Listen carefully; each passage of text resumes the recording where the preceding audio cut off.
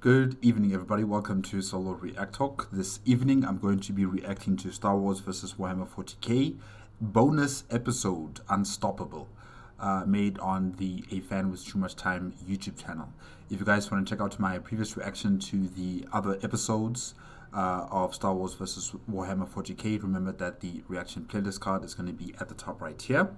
And if you want to check out the original video as well as A Fan with Too Much Time's YouTube channel, the links are going to be in the description below.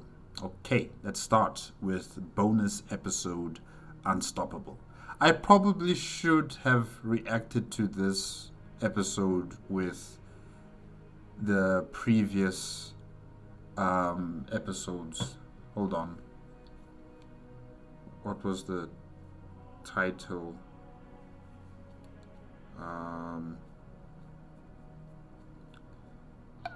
Because I remember, yeah, the teaser, the OnePlus Star Wars vs. Warhammer 40K teaser trailer.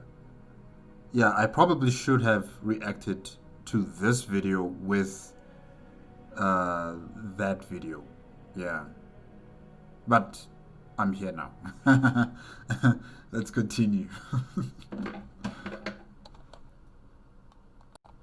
3, 2, 1, go.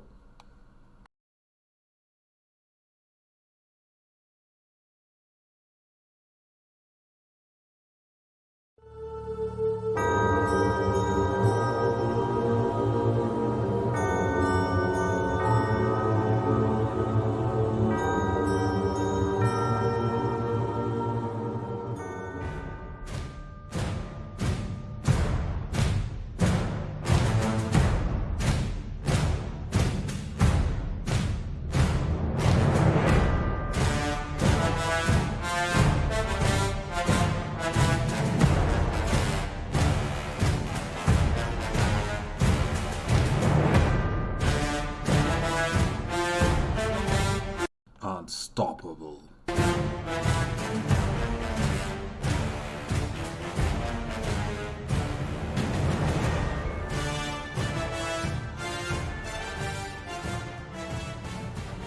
Wat Tambor stood atop one of Skako Minor's towering technological spires. Tambor was... Well, he was talking to General Grievous, if I'm not mistaken, right? Yeah. The winds of the roiling atmosphere howling past glass windows streaked with pale condensation. The spire's summit housed his personal chambers, a sleek durasteel enclosure lit by a dozen humming lights that bathed the polished floor in sterile blues and whites. Outside, lightning danced along the supercharged ion storms for which the world was famed, casting flickers of harsh brilliance across the chamber's interior. Every surface seemed to tremble under the relentless gusts, as though the entire structure might shake itself to pieces and topple. Yet the clamor of the storm went all but unnoticed by Tambor. He was completely consumed by his own frustration.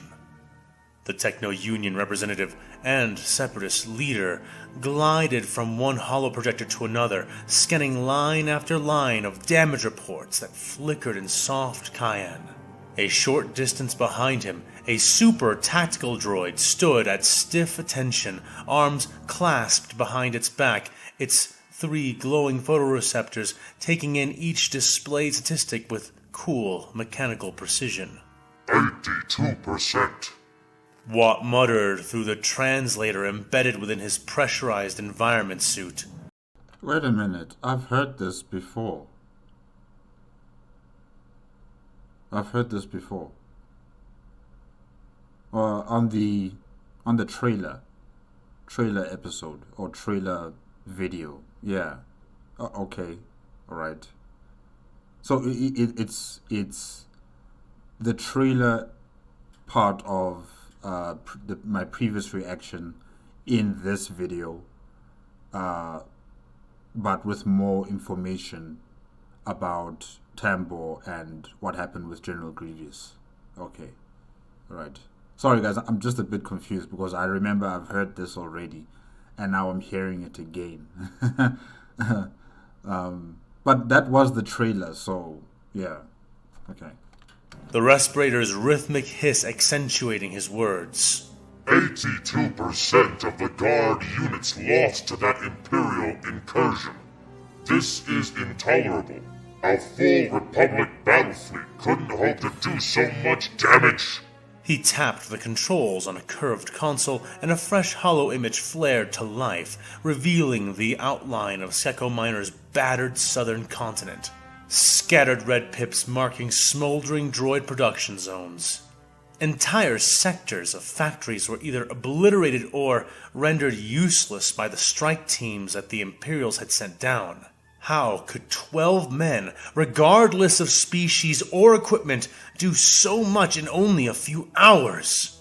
Smoke still leaked from wide chasms torn in the planetary crust, the subsurface labs exposed like open wounds thanks to the total meltdown of 4 of the planet's primary plasma reactors. The Empire retaliated before completing their mission. The super tactical droid spoke in a metallic baritone. All evidence points to the Space Marines attempting a core rupture.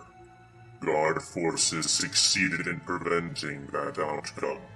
Watt's lensed eyes regarded the droid with narrowed resentment. They should never have gotten that close. He rasped. We have planetary shields, orbital stations. Where were they when we needed them most?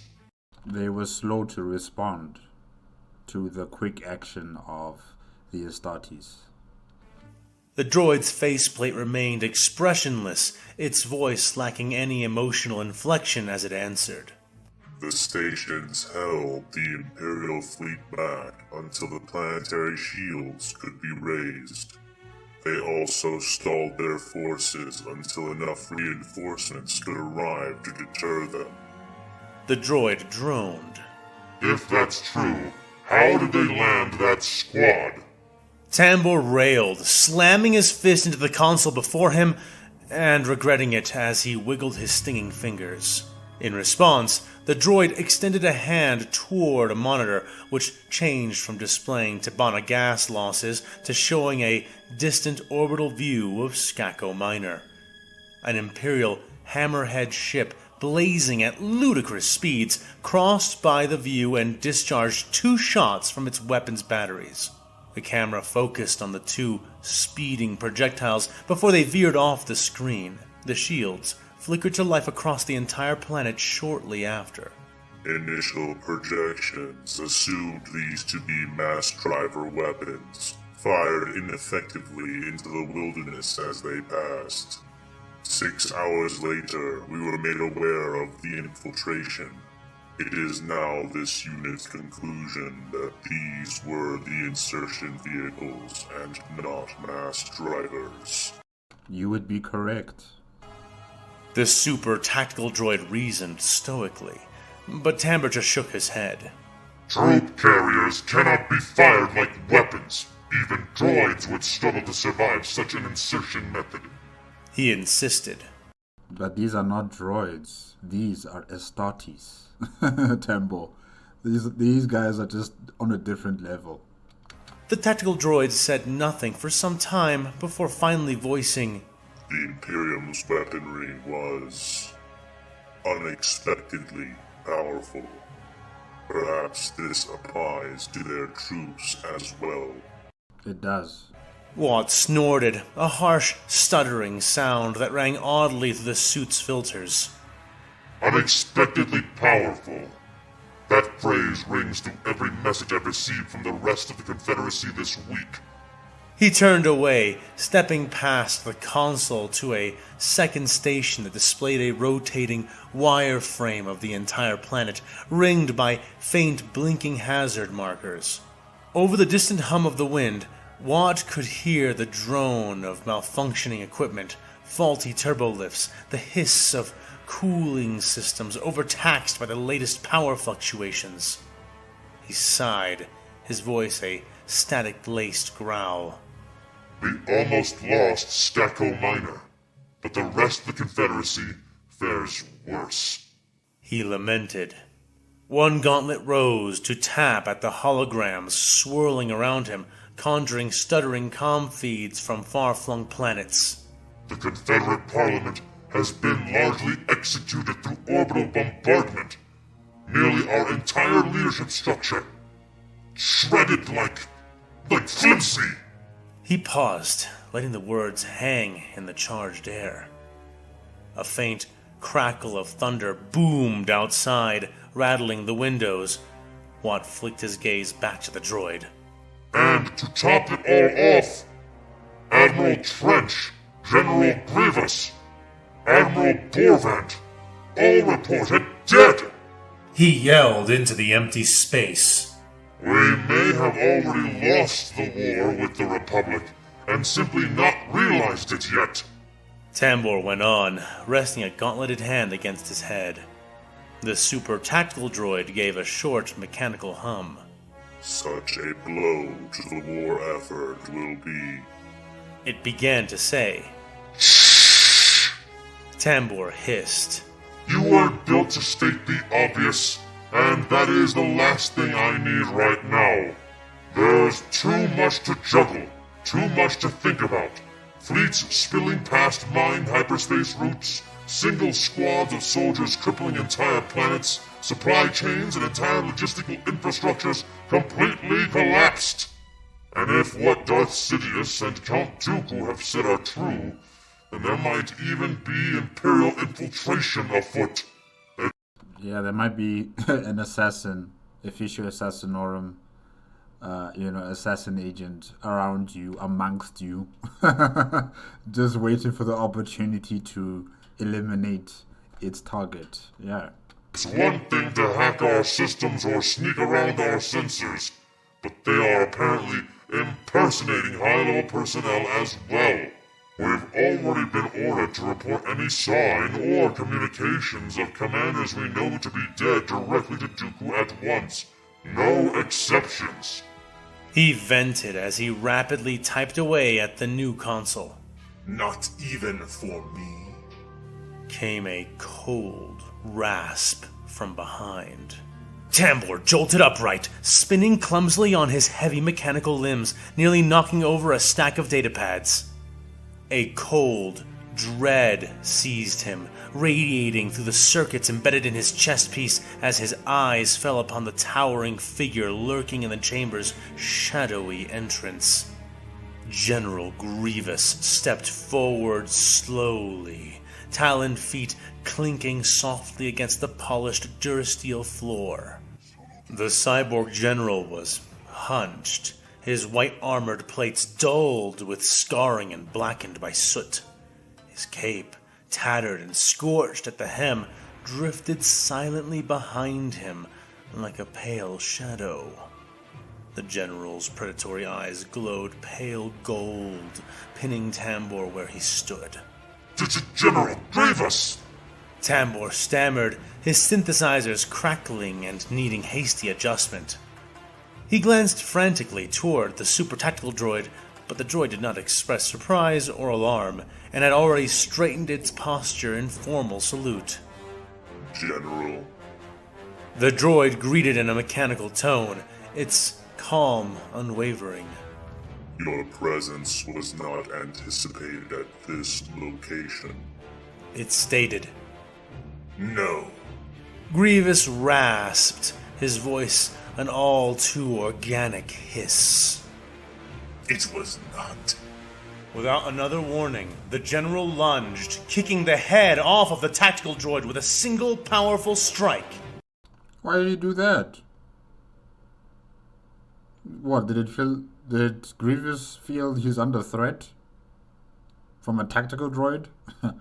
Tambor struggled to regain his composure, falling back against the console he had been using and staring with wide eyes at the general. Apologies, Councilman. The enemy has eyes everywhere, and I prefer to be sure when it comes to the droids in my presence. They would not use, machines to spy on you. Especially artificial intelligence, abominable intelligence. They would not do that. The Imperium of Man would not stoop that low. Especially those who may think I need to be reported. The cyborg.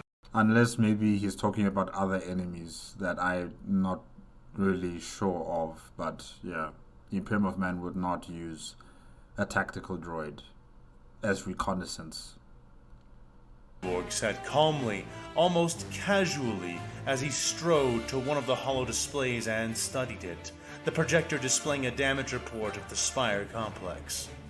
Tambor flapped his head in a nod, his hands clasping and unclasping as he attempted to gather his wits. I meant no disrespect, General. It was simply... You were simply discussing Count Dooku's orders. Grievous interrupted, voice dripping with false civility as he turned away from the display and took a measured step towards Tambor. I understand perfectly, but as you can see... He raised a clawed hand and slowly closed it into a fist between them. My death has been greatly exaggerated. Tambor hesitated before nodding rapidly as the cyborg general's shadow swallowed him. Yes, clearly. Perhaps I should report this development to Count Dooku then. I'm sure he would be most, He tried to say, his voice faltering and dying. The general released a deep growl, guttural. With a mechanical snarl, panels along his body slid open, revealing spinning servos, gleaming metallic organ casings within which pulsated flesh bathed in amniotic fluids, visible behind translucent casings. Cruel metal bristled and hissed into place, spines forming of sliding durasteel. Plates expanded and shifted as he reared up to his full, terrifying height. His chest cavity fully exposed to reveal his beating, cybernetically sustained organs. Tambor stumbled backwards, nearly tripping over the tangled cords of a nearby console. Grievous leaned forward, the lights of the spire reflecting wickedly in his narrowed eyes. Look upon me, Wat Tambor. Grievous snarled, each word dripping with a barely constrained will to violence. Do you believe any creature, imperial or otherwise, could imitate what I have become? He rasped. I don't understand. Why are you saying all of this, Grievous? I don't understand. No! Tambor stammered weakly, shrinking beneath Grievous's imposing gaze. No imposter could possibly replicate you. Precisely. The general rumbled, the word echoing with more meaning than Tambor could know. Grievous slowly allowed his form to revert to normal, plates clicking shut smoothly. He adjusted the clasp on his tattered cape, his tone returning to its usual cold rasp.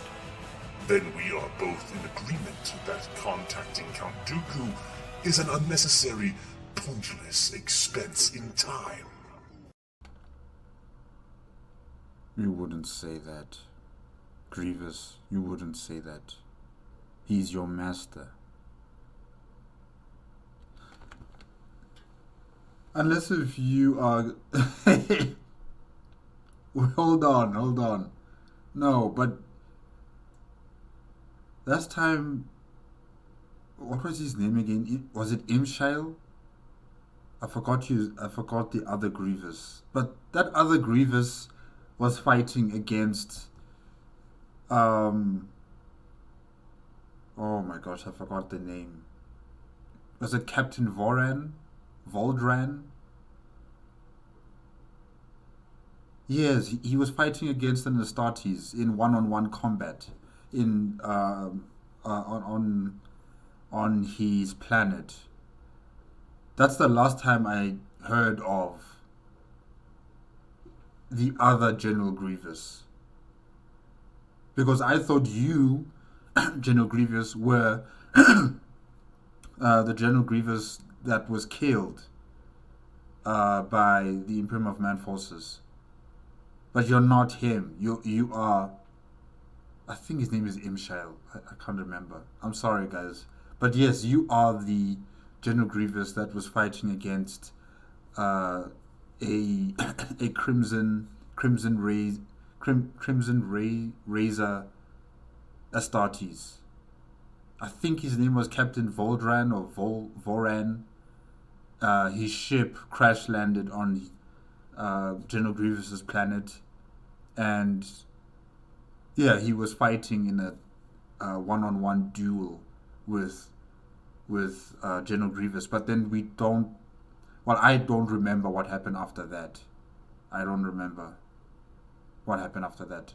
I think we left off with that story, and then we were focusing back on Axum again. But yeah, how are you here? Did you kill the Astartes, Captain? He finished. Yes, General. Tambor agreed hastily. Of course, though I do have time to spare. He began to add, No. I guess Tambor doesn't know that this is not the General Grievous of old. This is a different one altogether. You do not. the general said easily. Grievous regarded him for a moment longer, eyes narrowing thoughtfully. You and your staff will be packed and ready to depart within the hour, The cyborg ordered. Tambor blinked in confusion. The pact? General, what exactly are you saying? He asked, already feeling a fresh sweat coming on. The war requires your direct attention now, Tambor. Your presence and skills of your technical staff are required elsewhere. Skeko Minor will care for itself. Grievous elaborated. But, General, Tambor protested feebly, regaining a flicker of his nerve. the war it's all but lost. With Ratus Secundus destroyed, Grievous, we cannot hope to... He doesn't care about that. Before he could finish, Grievous's skeletal hand shot out, metal talons and twin thumbs closing around Tambor's armored throat. With terrifying strength, the cyborg slammed the Separatist councilman into the wall, pinning him there effortlessly. Listen to me closely, Tambor. Grievous growled, masked face mere inches from the terrified engineer's lenses. This war is not over. It did not begin with the creation of clone soldiers or battle droids, and it will not end simply because a few pathetic worlds have been lost. This war has been raging for longer than your feeble imagination can comprehend, and it will continue long after every last droid and clone is dust, long after you are nothing more than bones and scrap. To reinforce his point, Grievous slammed Tambor once more against the wall, the impact resonating through the chamber. I don't know where are you going with that train of thought, Grievous. What war are you talking about? Do I make myself clear, Councilman? He said, a low, reptilian trill edging his every word. Yes, clear. Perfectly clear, General. Tambor choked out, his voice barely a static-ridden whisper through his strangled respirator. Grievous seemed unsatisfied, and tightened his grip, metal squealing under metal as one cyborg brought the other to the edge of death, and then released him. Slowly, one finger at a time. Good. Grievous murmured, stepping back. You will come with me and bring all your technical staff, especially those who handled the programming for the B1 battle droids. Tambor hesitated, his fear barely concealed. The programmers? General, what do you mean? Grievous leaned in. You're still asking questions, Tambor. His voice lowering ominously. The nature of this war has changed, Tambor. Our strategies must change with it. If the Separatists wish to survive what comes next, your droids must be made to adapt. Your specialists will ensure they do so. I trust that is within your abilities. Tambor nodded. Oh, so we're gonna have better B1 droids on the battlefield? Well, those that are going to be fighting alongside Grievous. Yeah. Oh, wow. Okay. Quaking visibly. Of course, General. Whatever you require. He placated. Excellent. Grievous stepped away, cape sweeping behind him as he turned towards the chamber's exit. Be ready within the hour. There is much work to be done, and no time to waste. Tambor. Wow. From these schematics, it looks like they're going to have claws and swords for close quarter combat. Okay. Leaned heavily against a nearby chair, but before the general could leave, he reached out a hand. Wait! Where are we going? He asked to the cyborg's back. You're probably going to his homeworld. Or should I say where Grievous has set up his base. Yeah. Grievous turned to look at him over his shoulder, reptilian eyes gleaming. I have a new project for you, He said. on Hypori. Hypori, yes.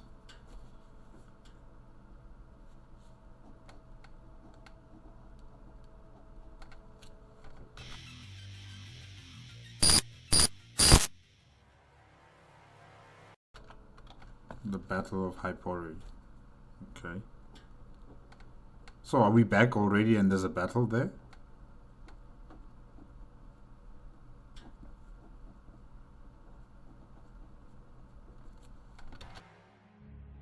The warp growled against the hull, a sleeping beast annoyed by the passing of his fleet. Its rainbow-hued tides churned and split about the bow of the Black Crimson. The massive, baroque silhouette of the chapter's belated fortress monastery cleaving through the unreality of the immaterium like a knife through writhing flesh. The Black Crimson. Is it of the Crimson Razors? Wreathed in streams of psychic fire, the ship held course, implacable, undauntable, unstoppable. At the prow of the bridge, standing like a tower of ceramite and hatred in motionless vigil, Davik Thun seethed. Yeah, Davik Thun of the Crimson Razors, the chapter master. That's a name I haven't heard in a long time. Just right here, chapter master. Wait, so the Black Crimson is heading to Hypori. Okay, they're probably trying to ascertain what happened to Captain Voldran. You know, what happened to his team, and probably to try and rescue them. But I think it's too late because General Grievous has already left Hypori. He went to Sacco Minor to collect Tambor. So I don't think there's anyone left from that operation by the Imperium of Man. Yeah. I think Captain Voldran or Voran is dead already. The chamber he overlooked was vast, cathedral-like, dark but for flickering cogitator banks and the stained glass displays of lumen screens and hololithic projectors. In that glow, the chapter master's black and red armor shimmered like a coat of bloody ravens. A suit of Terminator plate, blackened from centuries of battle, chased with red adamantine filigree and adorned with the grim trophies of 100 campaigns and 1,000 and more hunts. The argent claws sparked and simmered, even in their idle state, faint ghost flames licking the edges of each pronged talon, distorting the air around his hands. He was standing like a statue, his eyes fixed forward as though his hatred alone was driving their way through the warp. Thun had not moved in nearly an hour. The bridge crew, as silent and as stiff as a funeral watch, understood why. Captain Vordran, his team... Vordran. Okay, Captain Vordran.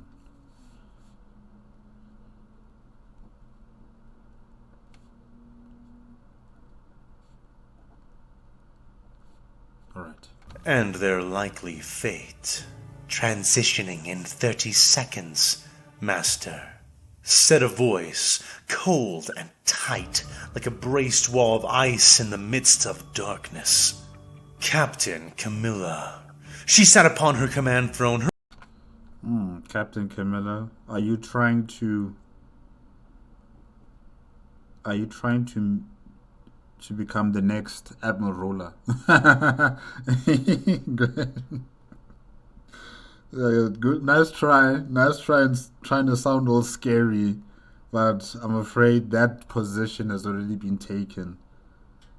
Captain Camilla, right? Yeah. Her remaining eye burning beneath the brim of her officer's cap. Her face was a patchwork of old wounds, an eye patch of black leather shadowing one side of her face, her jawline marred with surgical staples, and a scar that crawled like a centipede extended from her temple down to her collarbone. Few could fight as many void pirates as she had, and come out with only that much. Beside her, a servitor groaned and clicked through the last stages of the re-entry countdown. "Brace," she murmured. "Helm, take us out of the warp." The captain added a moment later. The bridge lit with red lumen strips as the vast vessel tore through the veil which separated real space and the realm of daemons. There was a strain, a squeal, and then reality snapped back with the scream of protesting metal. "Raise shutters," she ordered a moment later, the sound of steel clattering as the warp shutters which covered the ship's viewing ports rattled and raised. And there it was, Hypori. The planet filled the bridge's front screen, dominating the view with a brown, lifeless and ringed world, haloed in dust like the grave of a fallen god. But it was not the world that seized Camilla's attention. Last time Captain Vordran came here with a task force, and they were overwhelmed by a fleet that Hypori was being protected by, and they fell into a trap which led them to crash land on the planet. So, Captain Camilla, watch out. You gotta keep out for any vessels that General Grievous has tasked to perform some sort of maneuvers or traps to, entrap you and probably destroy your vessels, or to make them crash onto the planet below. So keep your one eye out, and then why don't you have a robotic eye? But anyways, keep your one eye peeked out. There might be some traps around here. There was a rumble and a shake, the whole ship trembling as something echoed in the void around them. "Mines!" growled the sensors officer. Density pattern irregular. No cohesive grid. Scatter and drift design. It's some sort of trap. Intentional. Davik's eyes narrowed. Camilla's lips curled into something like a sneer, or perhaps a scowl. They knew we'd come, she said quietly, her remaining amber eyes skating across projections and view screens all around her. Then, after a couple more seconds, she spoke again, louder this time. Extend warp shields by 45%. No more. The ship's generators screamed as the command passed through the deck. The shield matrix howled, overextending its reach with a sound like something screaming from far away. But Camilla watched with an unflinching calm and saw the remaining nearby mines drift outward, gently repelled, suspended in the half-real distortion put out by the overextended shield's wake.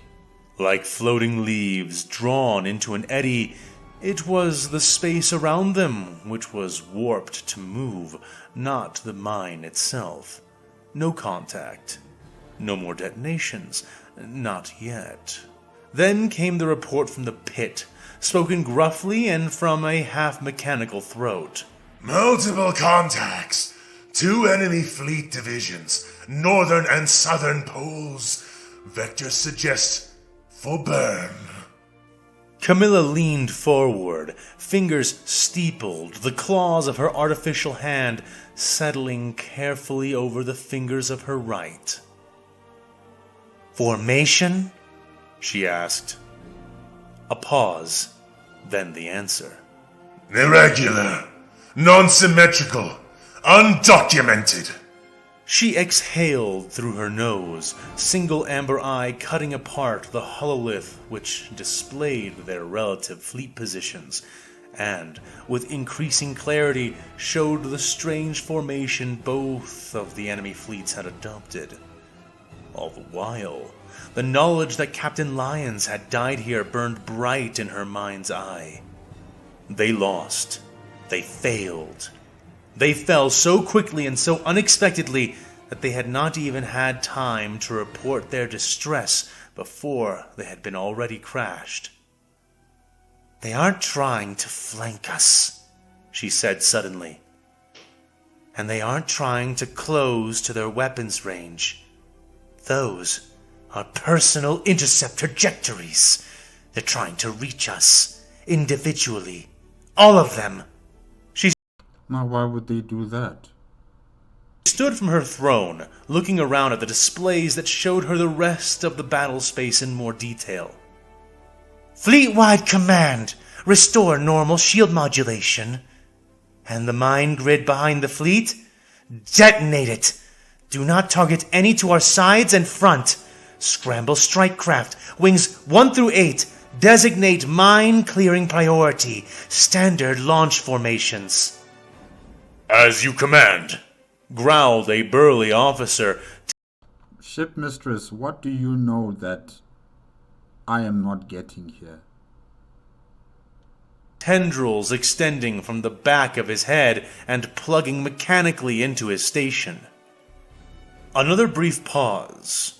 The void swallowed the hum of drop hangars opening across the hulls of nearby ships, Fury interceptors falling into space like missiles launched from an emplacement. Their howling mass streaked into the black, weaving between the fire of larger weapons and watching their ranges as they engaged the enemy minefield. In only a moment, the back-facing void space lit in a wash of expanding plasma fire as the mines behind the Imperial fleet were torn from reality in a series of synchronized explosions.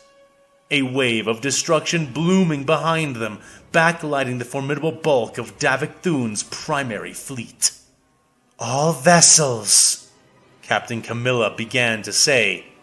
Fire retro thrusters, half burst. Keep your bows aligned forward. Begin targeting solutions around the forward-facing minefield. Do not fire until I give the command. Ship compliance confirmations lit across her view, and she took a seat once more at her command throne, steepling her fingers, amber eyes blazing over the arch of her hands. "Enemy range countdown?" she asked. 2 minutes to primary battery lock," was the answer she received. "Begin solution preparation. All battleships and cruisers equipped with them should prime torpedo bays." Davik Thun stepped forward then, his presence like the shifting of the very ship, drawing nearly every eye. "They're ramming vessels," he stated. "Not true warships." Camilla did not look at him as she responded, "Yes." "They seek martyrdom just to stall us." The massive space marine rumbled. If they are just here just to stall you, it's maybe because General Grievous is not here. I mean, he is on, what is it again? Stacko Minor, yeah, trying to retrieve Tambor. So probably the reason why these ships are not really attacking per se, they're just trying to buy time. Okay.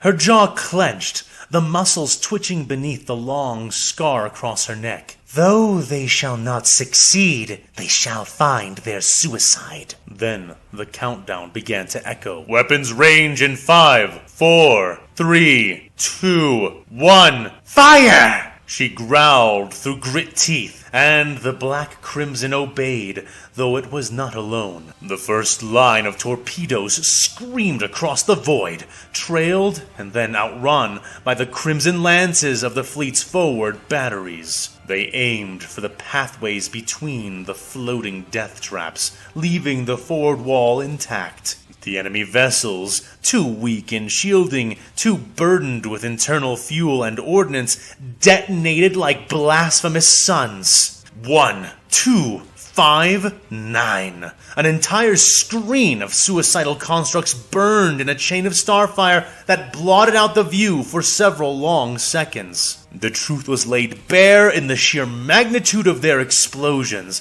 and suspicions which had been all but certain were undeniably confirmed. Fire ships, hollow things full of explosives, designed to crash, to die, to take the fleet with them in one act of mutual annihilation. Camilla kept her eye on their ranks as a thin, vicious smile cut itself across her face. "Now we begin," she whispered, licking her lips, a thrill rising in her as she watched the first of the enemies of humanity they would face today die and be thwarted, crushed, rent from existence, and cast out of the game like the hideous pawns they were. Her true hand tightened into a balled fist as a knot of familiar hatred began to tighten within her. Davik Thun's eyes were embers in the dark. He had no need to question the captain of his own flagship, for she could devour most admirals of the Astra Militarum alive,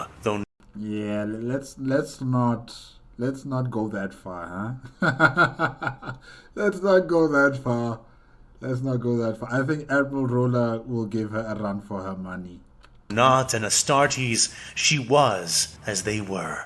A crimson razor clutched tight in the Emperor's fist, and watching her work was a privilege to be savored, not interrupted.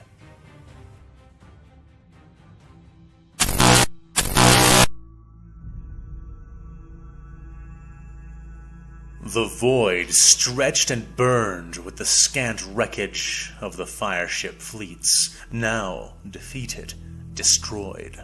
The Black Crimson led its formation like a wicked predator prowling the night. Behind it, the great ships of the Crimson Razors loom proud and dark, ready to do their divine duty.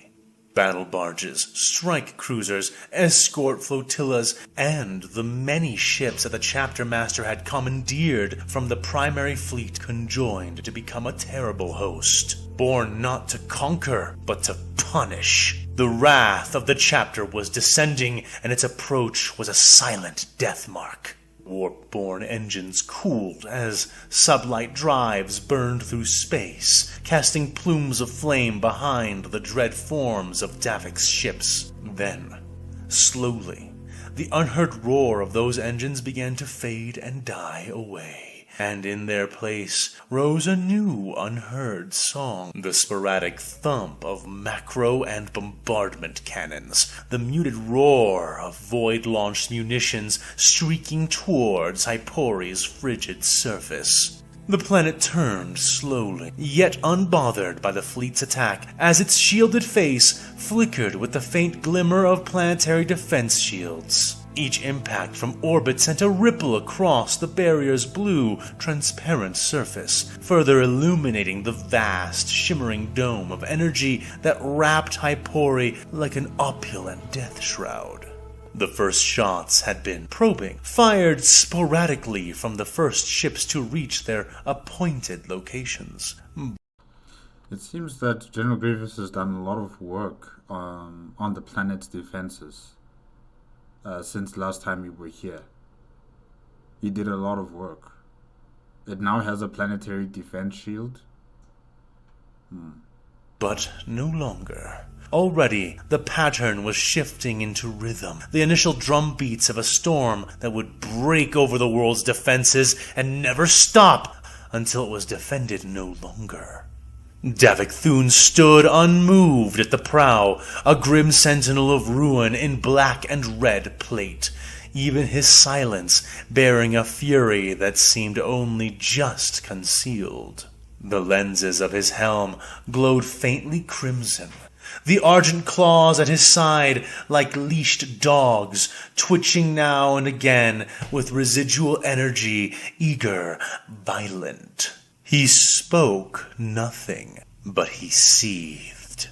Below him, the bridge bustled with controlled action. Strike formations were recalibrated. Shield harmonics were compared and mapped. Targeting calculations were murmured like litanies by tech priests hunched over their stations.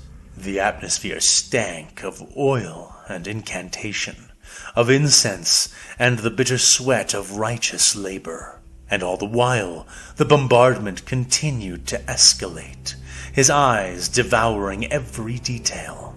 "I do not like this," said the voice of Captain Camilla, breaking the silence from beside the Titanic Astartes, lighting a stick of blue low and placing it at the corner of her mouth. Davik did not glance back, did not ask her to elaborate, and she knew well enough not to test his patience by demanding such a routine. Camilla exhaled lapis smoke slowly, her ruined face lit by the flicker of explosive telemetry being projected into the air and across the command screens. "It will take time to breach those shields," she continued. "Hours at best, days more likely. Time is a luxury we should not pretend to own, Master." The weight of him shifted on the deck, plates. I agree. The longer you stay here, the more it seems as if you are in some sort of trap. Another trap. And I don't know the type of fleet power General Grievous has, when he comes back, whether there will be some sort of like large, droid fleet under his command. I'm not sure about that. But if he does have a fleet of vessels, then it's going to be a void battle. And I don't know if Davik Thun and his primary fleet, are really going to be up for the task. It depends on how many vessels are in control by General Grievous. Yeah. Squealing, though he barely seemed to move at all. "We hold space superiority," he growled from within his helm, speakers echoing the words as he spoke them. "For now," Camilla replied, taking another drag of her high-quality low stick. "But we do not know what will come while we wait for the shield to fail. This world may have allies yet waiting to fall upon us. Or worse, Some trick buried in its crust, waiting for a chance to spring itself. She approached the hololithic spire at the center of the bridge, her artificial fingers clanking against the input runes with brutal precision. "My recommendation, Master Thun," she said, "is simple." She tapped the controls, and the world below surged into focus. "When the shields drop, we subject Hypori to exterminatus. Immediately." Davik. Ship Mistress, I like that. I like that a lot, Ship Mistress. Yes. You know, don't play around with this planet. Don't play around with General Grievous. Just crack the planet. Commit exterminatus on this planet. I agree. Because you don't know what's going to happen here in space. And there might be another trap that will result in the primary fleet, crash landing on the planet. And that would be to General Grievous' advantage. It will be to his advantage. So, from space, as soon as you collapse that shield, commit exterminatus. And it mustn't be like a virus bomb or psychotic torpedoes. No. Crack the planet. Crack it. Yeah. Although that might take time. His gaze narrowed. 1,000 campaigns had taught him the value of finality and the cost of it. But he had come here for more than just vengeance. "So we leave it at that. No confirmation of Fortune," he said, his voice like a hammer falling down in a court. I think he's dead. I really do think he's dead. I mean, why would General Grievous leave the planet without attending to the Astartes that were trying to kill him? Why would he leave the planet? "No remains. No gene seed recovered. Nothing." She did not answer right away, blowing out another plume of blue smoke pointedly away from Davik. "And you believe any of them still live?" she asked after, tone flat. "I believe," he rumbled after a pause, "that I must know." Camilla said nothing for a long moment. Then she gave a nod, not of agreement, but understanding. "Consider it, Master Thun. We've already lost good Marines on this world. We don't need to lose even more," she cautioned, and he nodded, though only lightly, eye lenses still fixed on the world below them. "And if the time issue isn't enough," she added after a few moments of silence had passed. Another set of commands were entered. Her good hand flicked across the spire's surface like a painter's brush. The image rotated, zoomed, focused on the northern hemisphere. A shape emerged. One of such immensity that, for a moment, Davik thought he was looking at a continent-sized fingerprint. "There," she said. Davik Thun's pupils widened behind his helmet, absorbing the fullness of what she had discovered. A fingerprint of steel, marking 1/14 of the planet's surface. At first it seemed chaotic, endless lines and ridges, corridors, pathways, defense lines. But as the image was absorbed and sharpened within his mind, its meaning became unmistakable. General Grievous really has been busy here on this planet. He's been very, very busy. A fortress. No, it was not a single fortress, but a hive of them. Bunkers, towers, redoubts, and even the repurposed shells of scavenged ship hulls were melded together, forming trenches and avenues which twisted like lines of coiled intestines wrenched from the unliving guts of some mechanical, world-eating beast. Kill zones overlapped like interlocking teeth waiting to snap shut. Airfields, landing pads, fueling towers, each ensconced in its own iron pocket of overlapping defenses. And at the center of it all, looming like a cancerous heart, stood a spire citadel, molded from the cracked, fused wreckage of at least 4 downed Imperial vessels. All of their intact weapons were present, powered, loaded, and every barrel, every battery, every long-range anti-void emplacement was fixed on the sky directly above it. A central command node, Camellia spat, drawn from our very own dead. Davik's lips curled beneath his helm, a silent snarl. They used our Rex. Yes, she said simply, arms crossed, enmity coming off her like steam from boiling water. The blasphemy fell heavy, but heavier still were the evident implications. A direct assault would become a quagmire. Even a direct flyover from space could amount to little more than madness. The central region is a kill funnel, she explained dryly. Any approach from above will cost us ships, even if we do ultimately destroy it. It would not be such an ordeal had we any way to restore them. As it stands, any direct assault on this fortress, be it from land or space, would tax our forces, and those are not taxes I intend to pay.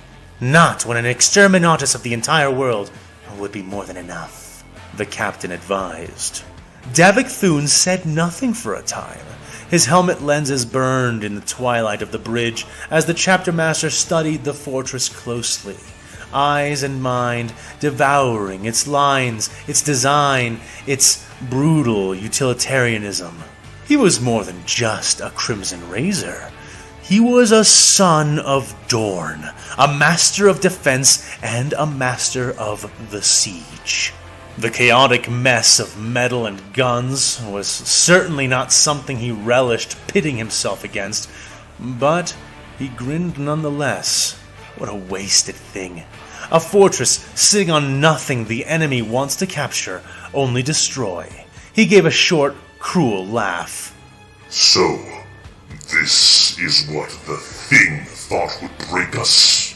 He mused darkly, voice gravelly over the relay of his helmet's speakers. Davik, do not take it lightly. Do not take it lightly. I mean, this is where Captain Voldran, along with his task force, failed. This is where they failed, and it was fast. Well, strategically speaking, it was really fast how they were defeated and routed on the planet. It was really fast, so don't take what you're seeing here lightly. Would have thought I would throw my fleet against, like a spoiled child eager and willing to mindlessly spend my father's coin for no purpose. It is mistaken. Camellia tilted her head. The it you're referring to is...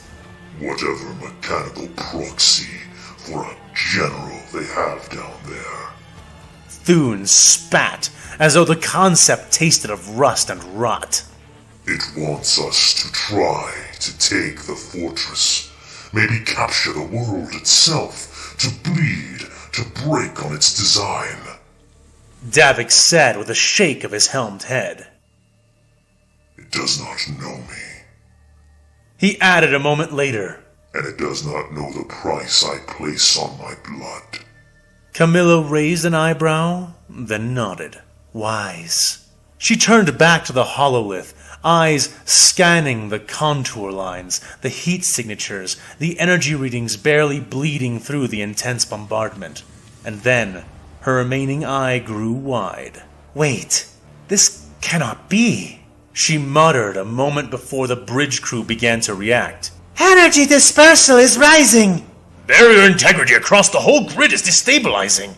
Master Thun, the planetary shield is falling! And true enough, the bold aegis of the world-enshrouding shield, so formidable and unyielding mere moments ago, had begun to falter and dissolve. A quiet rippling spread across the shimmering dome, and then, as though cut by an invisible blade, it died in great swathes of flickering light. Has the shield capacitors, reached breaking point and the shield just collapsed, or is this intentional? somehow by General Grievous. Captain Camilla rose from her command throne, the low stick still clenched between her teeth. "Get the fleet ready! I want to begin a full bombardment in—" She began to order.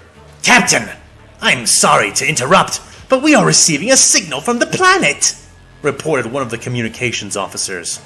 It's a trap, don't listen to it. "So what? I care not for the pleas of my foes," she shot back. "Of course, Lord Captain, but the signal is transmitting our broadcast codes," the officer said in stark surprise. It's a trap. I don't know how Grievous got those codes, but it's a trap. Before the captain could voice an answer to that, the sound of heavy footsteps scraping forward filled the room. That can only mean one thing. Davik Thun growled as he stepped closer to the forward view screen. Play the transmission. He ordered, and none sought to gainsay him. Several of the data screens, dancing with sensor readouts and orbital trajectories, flashed red. There was a metallic hiss, then a burst of static, and finally, a voice. "Took us!" It was Captain Vordran. A frantic hiss paired with the words broke through the bridge's speakers, and the hololithic display flickered to life. I don't think that's him. I don't think so. No. The image on the screen wavered, then sharpened into the battered figure of Captain Vordran, his hair matted and dark with drying blood. Alarms howled somewhere behind him, red warning lights flashing across charred metal walls. He was out of his armor, wearing torn, plain clothing as he pressed a hand, trembling and encrusted with gore, to his brow, speaking in breathless gasps. "It took us," he rasped, glancing over his shoulder at the sound of rapid, metallic footfalls. A staccato of booted or mechanical steps thundered closer with every moment. He turned back to the device he was using to record and began to speak, but his words and the sounds from that side came through distorted, his image blurring before coming back to focus. "Interrogations," he finishes saying with a wince. Flickers of overhead lighting illuminated a corridor filled with broken droids, his hands still clutching the electrostave he had used to destroy them. "Listen!" His voice hitched, the auto failing again before some smacks of his hand seemed to restore it. We never had time to signal. I had to do something. The shield projectors, I sabotaged them." A savage glint lit his eyes, even as he grit his teeth against the pain. "Shield's going down. You can finish this, but you must strike hard," the captain urged, glancing quickly back over his shoulder just in time to see a line of white battle droids come around the corner. I'm really highly skeptical of all of this. I still think this is some sort of trap, but at least what Captain Vordran is saying here is correct. Bombard the planet. The shields are down. Crack the planet if possible. He heaved the electrostave like a javelin, impaling 3 of the droids before the others began to shoot. And he was forced to duck his head almost out of sight of the recording, though his message continued, yelled over the sound of blaster fire. "They're deep! Bunkers beneath! Standard exterminatus won't scorch them out!" The alarms bleated loudly behind his voice.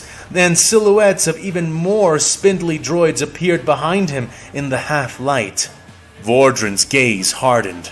"Do what you have to—" His final words dissolved in a storm of sparks as blaster fire raked the wall. The message ended. Camilla bit down on her low stick, releasing a thin coil of smoke from the corner of her mouth. She spun to face Davik Thun, her single amber eye meeting the crimson glow of his visor.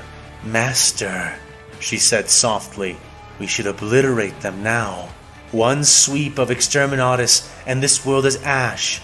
Nothing to be gained from losing good Astartes in that metal maze below," she asserted. A ripple of unease passed through the crew. Fingers stilled on cogitator panels and half-whispered orders died on lips. You do realize this, Davik Thun, that if you do commit to landing forces on that planet, that is exactly what General Grievous wants. That's exactly what he wants. Camilla was captain of the flagship and de facto admiral of the Crimson Razor's escort fleet, but Thun was master of all here. Davik drew in a slow breath, the intake hissing loud enough for all to hear. His Terminator armor groaned, ceramite plates shifting over one another like grinding millstones. No.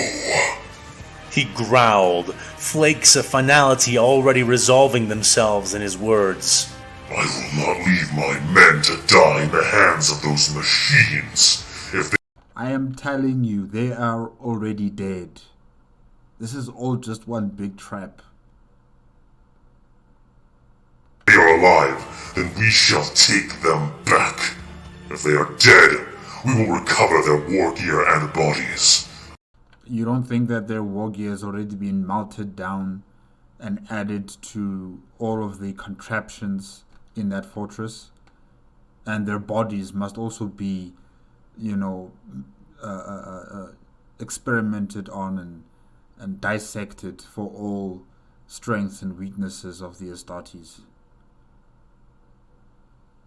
I will personally dismantle the machine which made their capture possible.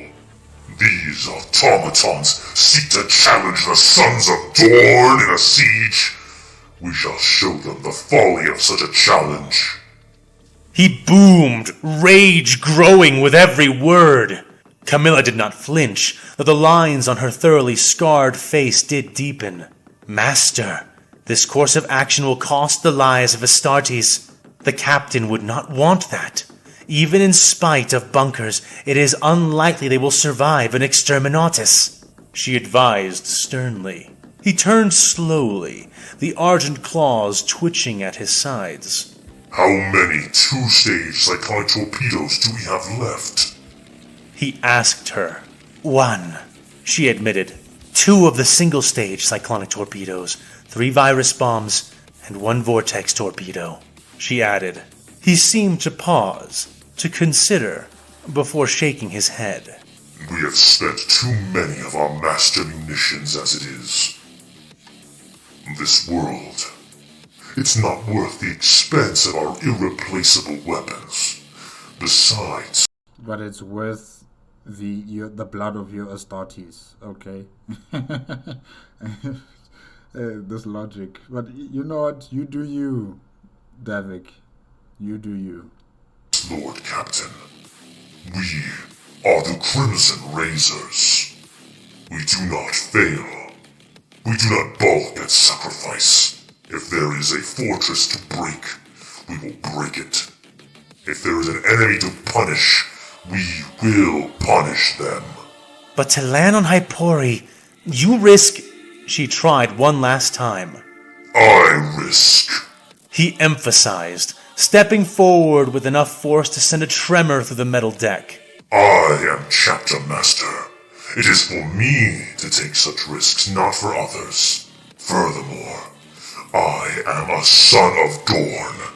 My forebears built impregnable strongholds, and I know how to tear them down. I will not rely on our dwindling ordnance and grant this enemy more than it deserves. Instead, I will ground my claws in its neck. A hush fell over the bridge. At last, Camilla's uninjured eye dipped in acquiescence. Aye, Master Thun, she said. We can attempt partial bombardments and indirect fire from orbit, but the ships cannot linger overhead without suffering unacceptable losses, she reported to him. His laugh was grim and humorless. We will not need to linger. The entire chapter will descend. The entire chapter? Oh, okay. Ooh. That fortress will be completely sundered.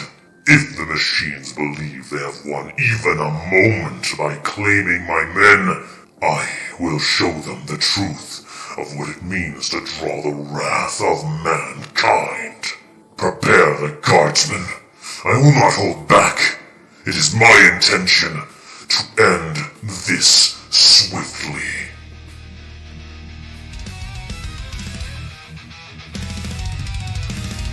Still dawn breaks with the thunder of wrath, marching through stars on a god-burned path. Crimson banners, blood-soaked and torn, bear the wrath of the sons of death. Davik Thun, the butchered oath, swore his soul to pain and growth. Where he treads, the war recoils, planet break beneath his boil. Raise your blade for the red blade lord, ironborn fist of the emperor's war. No mercy, no peace, no retreat, no tomb, only death in the eyes of Thun.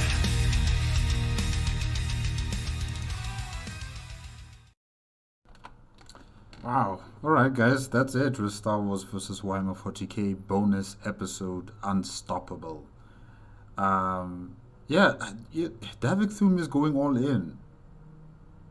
The entire chapter, along with Astra Militarum forces, he intends to be there personally himself as the chapter master as well. Yeah, I mean, this sounds like the perfect opportunity for General Grievous to execute his plans. I think this is all just one big setup. One big setup that Davik Thun, along with his entire force, are gonna just drag themselves into this maze that has been created by General Grievous. And his people are just going to start dying in there. They're just going to start dying in that fortress. But, okay. Let's see. Let's test the metal of this fortress. And let's see if it really is as dangerous as I think it is. Yeah, I think it's very dangerous to go in there. I think it's going to be very dangerous for all of the forces belonging to Davik Thun. No matter whether they are Astartes or Astra Militarum or whatever it might be, it's going to be very bad, because General Grievous has been preparing himself. He has been analyzing the Imperium of Man forces for some time now. He's not like other members of the Separatist military or the Galactic Republic. He thinks outside of the box. He is very crafty, and his strategies are also just unorthodox, and they're his own. Out of nothing, he plans and executes strategies that have, defeated Captain Voldran and his task force. So, whatever's going to be happening on this planet, whatever's going to be happening in that fortress, it's going to be really terrible, very bad, I believe. I think it's going to be very bad for the Crimson Razors. But we'll see. Since he's not here yet, General Grievous is still coming from Psycho Minor. Until he comes back, all bets are off. We'll see what happens. But as soon as he arrives, it might actually turn to the side of General Grievous and his, forces. So until he comes back, it might be in the in the position of Davik Thun and the Crimson Razors. But we'll see. And it seems that General Grievous is planning on creating new battle droids, much more advanced, much more capable to fight against Astartes, maybe, because he probably realized after having his fights with the Astartes how they operate, the types of weapons that they use, and the fact that the droids are ill-equipped and not really suited for that type of battle against Astartes. So probably they're going to be stronger, more agile, some of them, or having close quarter combat weapons to fight against Astartes instead of clone troops. So yeah, he's adapting, he's changing the way things are done far quicker than the separatist leadership. They could not adapt fast enough against this new foe, but General Grievous is going to do it. He might succeed. We'll see. As soon as Tambor is done assisting him in creating these new droids, the tide might change to the favor of General Grievous. But until then, we'll just have to wait and see what happens. But yeah, good luck to good luck to Davik Thun. You're gonna need it, you and the rest of the Crimson Razors. But I don't think Captain Voldran is alive. I think that's all just some sort of illusion of some sort. Yeah. Although I've never known, any Star Wars characters or factions use technology to deceive their opponents, in terms of like a computerized image of someone. Yeah, I don't think I've seen anything like that in the Star Wars universe.